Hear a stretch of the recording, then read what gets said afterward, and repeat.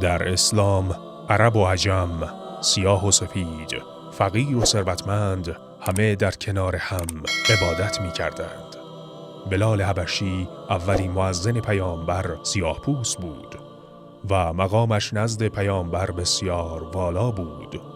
سلمان فارسی از ایران، حکمتش در صدر اسلام زبان زده همه بود. پیامبر عزیز ما نه به نژاد که به تقوا و ایمان اهمیت میداد.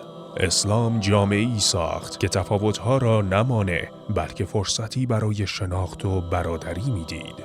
امروز هم مسلمانان جهان در کنار هم نماز می‌خوانند، روزه می‌گیرند و در شادی و مصیبت شریکند. از مراکش تا اندونزی، از نیجریه تا تاجیکستان، وحدت و همبستگی ما نشان دهنده عزت اسلام است. قدرت جهان اسلام در وحدت ماست و عزت ما در پیوندهایمان.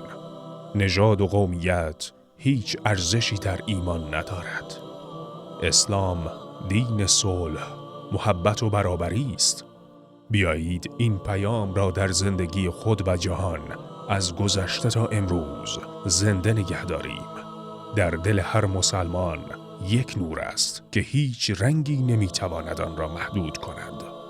در قرآن کریم آیه 13 سوره حجرات می‌فرماید: ای مردم، ما شما را از یک مرد و یک زن آفریدیم و شما را به گروه‌ها و قبایل تقسیم کردیم تا یکدیگر را بشناسید.